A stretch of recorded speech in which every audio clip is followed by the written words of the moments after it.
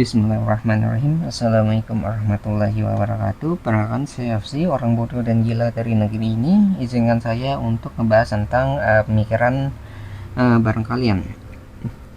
Disclaimer dulu, apa yang saya sampaikan di video ini hanyalah sekedar pemikiran saya. Jadi kalau teman-teman punya pemikiran yang berbeda ataupun ada yang nggak setuju, itu adalah hal yang normal gitu.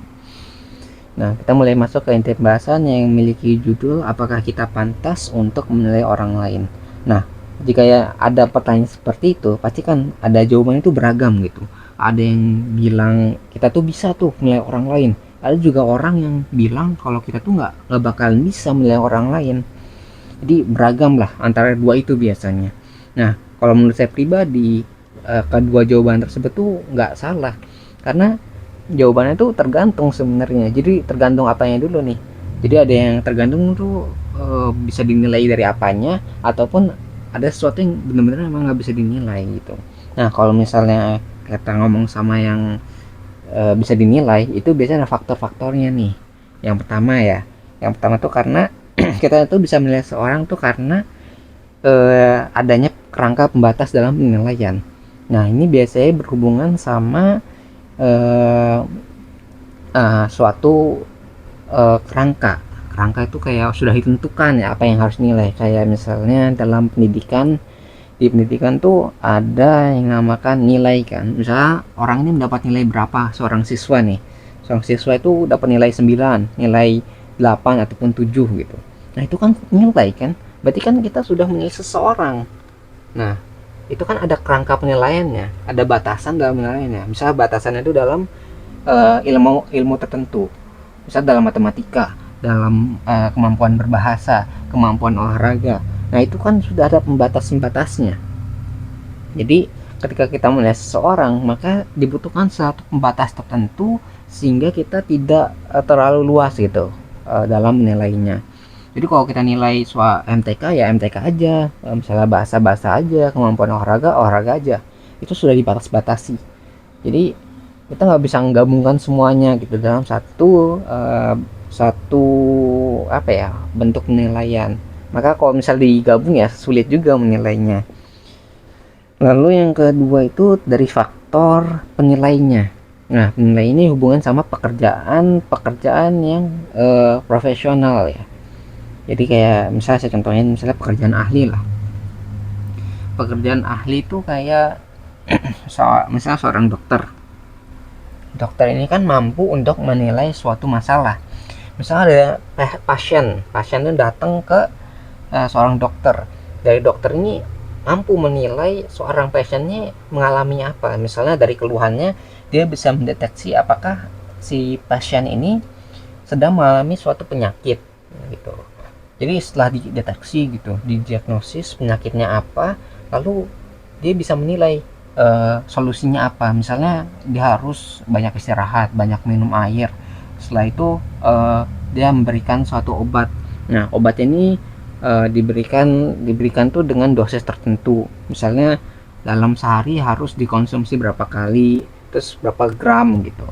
Nah, seperti itu dalam jangka waktu tertentu ya. Dalam waktu sebulan, seminggu atau sebulan lah gitu. Itu kan berarti dia mampu menilai si dokter ini terhadap suatu gejala penyakit dari pasien gitu. Jangan seorang penilai berarti kan.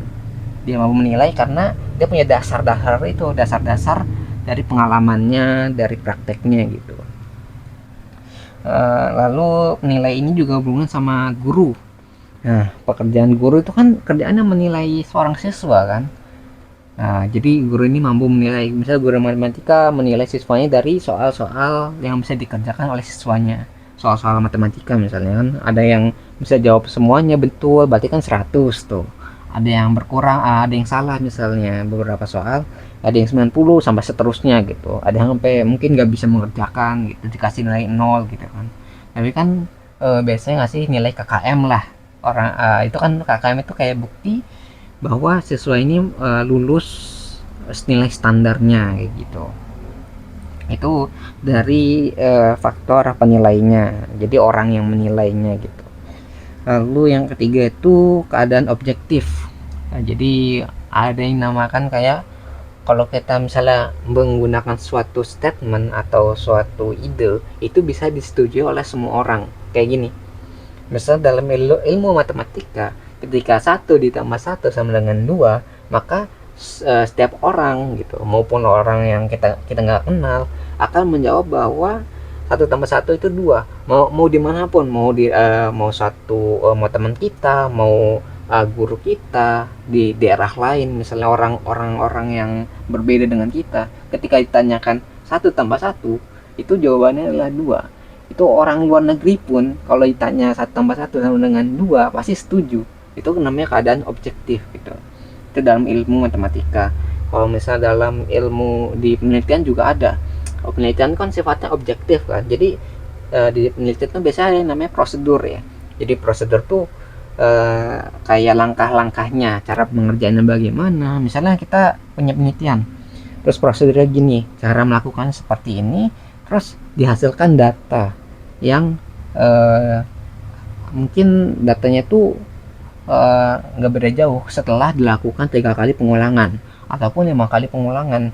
Jadi hasil dari prosedur yang kita buat itu menghasilkan data yang mirip ataupun sama. Nah, nanti ketika orang lain melakukan hal tersebut, hasilnya tuh pasti nggak berbeda jauh dengan yang punya kita buat gitu.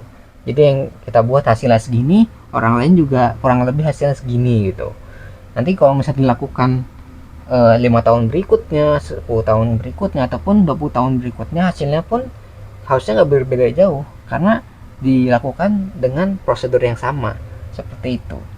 Nah, itu disebut kayak keadaan objektif suatu masalah gitu.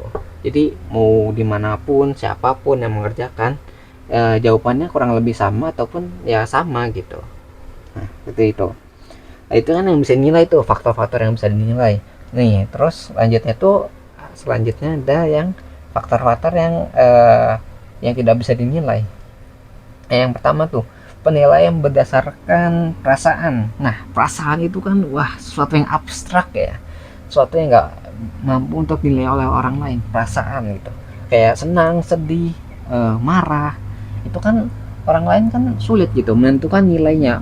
Nilai kemarahannya berapa nih gitu, nilai kesedihannya berapa, nilai senangnya berapa. Itu kan sangat sulit ya kita menilai sesuatu dari feeling gitu, dari perasaan gitu. Kita kan nggak bisa nilai, dia sedang sedih nih, nilai tingkat kesedihannya itu 5 nih, atau dia sangat sedih, nilai kesedihannya 8 nih.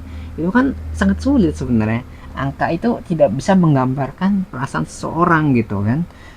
Kayak sulit banget lah kalau dinilai perasaannya itu. Lalu setelah dari perasaan seorang itu yang nggak bisa dinilai lagi itu berhubungan sama sifat seseorang. Nah, tadi perasaan udah, terus sifat seseorang tuh kayak mungkin kayak hobi atau kesukaan gitu. Kayak misalnya kalau kesukaan tuh makanan kesukaan lah. Nah, ini kan feeling juga sih masuknya. Jadi sifat seorang tuh mungkin suka sama makanan tertentu, terus dia nggak suka sama makanan yang lain. Kayak misalnya saya suka nasi goreng, orang lain suka ayam goreng gitu. Itu kan kita nggak bisa bilang kalau orang yang suka makan ayam goreng itu orang yang buruk gitu kan, karena kita suka nasi goreng, orang lain suka makanan lain, terus kita bisa bilang orang lain tuh lebih buruk daripada kita gitu. Kita nggak bisa kayak gitu ya, nggak bisa nilai dari makanan kesukaannya gitu. Makanya yang berhubungan sama sifat seseorang itu gak bisa kita menilainya gitu. Ataupun misalnya kita contohin dengan hobi, misalnya ada orang yang hobinya itu baca buku, ada yang hobinya main game, terus ada yang hobinya jalan-jalan, ada yang suka olahraga. Nah, antar itu tuh dia nggak bisa menilai gitu. Orang yang hobinya main bola misalnya, sukanya olahraga, itu tuh nilainya buruk gitu bagi si orang yang baca buku ataupun orang yang main games gitu. Nggak bisa kayak gitu ya. Ataupun misalnya yang suka main game menilai orang yang baca buku itu orang yang membosankan, orang yang nggak asik diajak main gitu. Nggak bisa kayak gitu. Terus nanti orang yang baca buku bilang, orang yang main game orang dia nilai orang yang main game tuh orang yang suka membuang-buang waktu, menghabiskan waktu, waktu yang tanpa manfaat lah gitu. Nggak bisa kayak gitu juga orang yang baca buku, nggak bisa langsung menilai seorang yang suka main game, ataupun orang yang main game nggak bisa langsung menilai bahwa orang yang baca buku tuh membosankan. Jadi kalau hubungan sama sifat seseorang atau hobi seseorang itu nggak bisa langsung kita bisa nilai gitu kan. Nah seperti itu yang bisa nilai. Lalu setelah sifat dari seseorang itu interaksi antar ini ya, individu.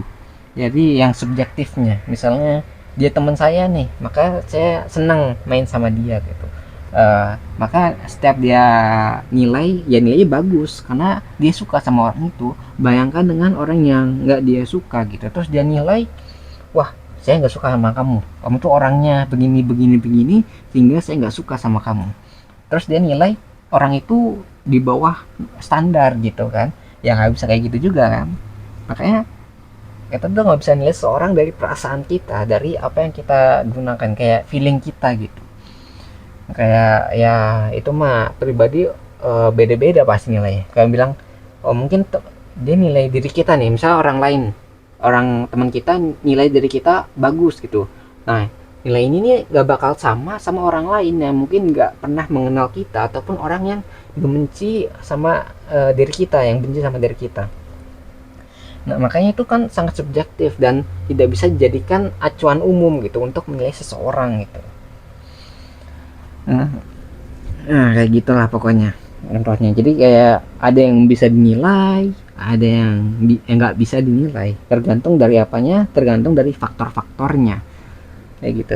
Jadi kayak ya sangat ini ya, sangat bergantung pada kondisi gitulah, tergantung dari kondisinya apa dulu nih yang dinilai. Kalau misalnya berhubungan sama sama sesuatu yang sudah ditentukan penilaiannya, faktor-faktornya apa aja. Nah kalau misalnya hubungan sama sesuatu yang eksak atau kerangkanya, itu bisa dinilai gitu. Tapi kalau berhubungan sama perasaan gitu, itu akan sulit lah untuk dinilai, ataupun nggak bisa dinilai gitu, karena kan berhubungan sama perasaan gitu. Nah kita mulai masuk ke pesan sama kesimpulan gitu. Nah memang masih menjadi perdebatan gitu, apakah kita tuh bisa menilai orang lain ataupun tidak, karena permasalahan ini nih berhubungan sama keadilan. Ketika menilai seorang secara keseluruhan itu akan sangat sulit untuk dilakukan, karena jarang ada manusia yang mampu transparan dengan hidupnya. Pasti ada yang disembunyikan. Jadi kalau misalnya ya apa yang disembunyikan itu diketahui oleh orang lain, mungkin itu adalah hal yang memalukan bagi orang tersebut gitu. Hal inilah yang membuat kita harus menentukan batas ketika menilai seseorang. Batas yang ada disesuaikan dengan kerangka penilaian yang dibutuhkan. Di dalam dunia kerja mungkin kita mengenalnya dengan kata profesionalitas, yaitu ketika seorang mampu memisahkan antara pekerjaan dengan perasaan pribadinya. Tapi pada akhirnya tidak ada yang mampu untuk menilai seseorang secara keseluruhan, karena kita tidak mengetahui apa yang tersembunyi dari seorang manusia. Jadi hanya Tuhan sebagai pencipta yang mampu mengetahui nilai dari seseorang, karena ya Tuhan mengetahui individu tersebut secara keseluruhan. Dia yang menciptakan, dia pasti tahu bagaimana manusia ini hidup gitu, dari awal sampai dia meninggal gitu kan. Maka Tuhanlah yang mampu menilai manusia itu secara utuh gitu, adil gitulah. Jadi tanpa ada bias ataupun subjektif gitulah dari Tuhan gitu.